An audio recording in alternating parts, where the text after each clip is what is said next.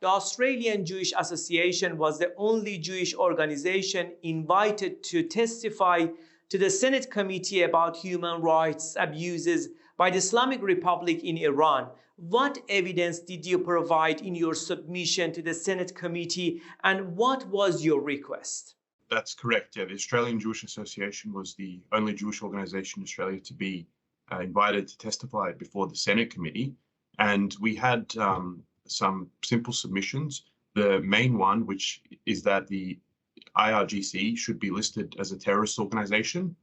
This was an easy submission for us to make because the evidence of their involvement in terrorism across the world, from Argentina to Bulgaria to Thailand in our region, it's the evidence.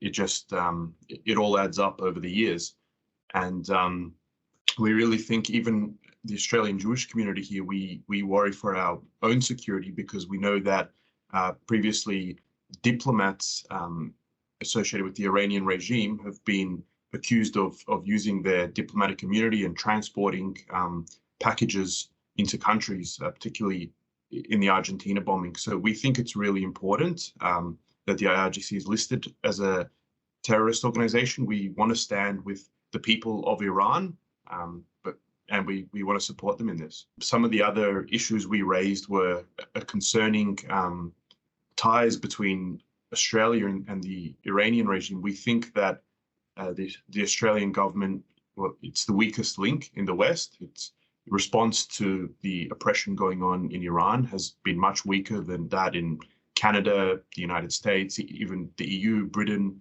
So it's really something we want to call out the Albanese government. We want them to take action. We want them to stand with the people of Iran, to help them. They need the support. They need the support of anyone they can get it from. And we're pleased to see that our submission was quoted in the Senate report, which did call for the IRGC to be listed as a terrorist organization. We were also pleased that members of the Iranian community in Australia reached out to us, also members of the Kurdish community, and we did hear some, in private, we heard some very terrible stories of what's going on, and even what's continuing harassment in Australia, of Iranians in Australia, by the regime. Currently, the Iranian Jewish community lives as a religious minority in Iran. How would you describe the situation of the Iranian Jewish community since the revolution in 1979? So, I mean, the Iranian Jewish community goes back thousands of years. Some of the stories in the Bible take place in Iran, and we have a major holiday, Jewish holiday, coming up in just a few weeks, which takes place in Iran. So there's been close ties between the Jewish and Persian and Iranian people for thousands of years.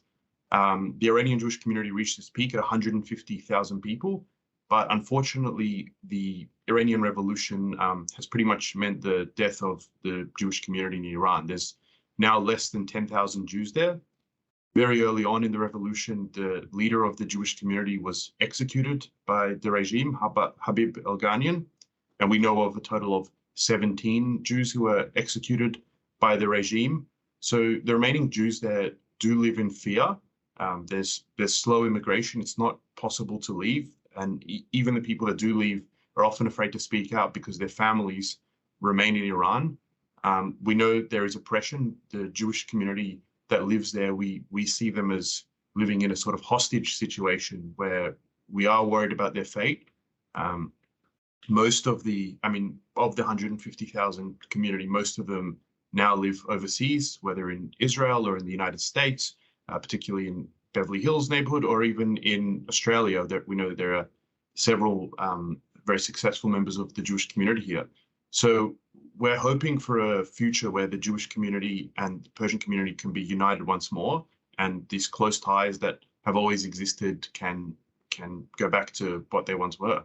I just want to give a message to the Iranian people that the Jewish community, the Australian Jewish community, the world Jewish community stands with you. There should be close ties once more between our people. Keep doing what you're doing. We will keep trying to fight for you, and hopefully we'll see the fall of this regime very soon, and there can be once more peace between our people.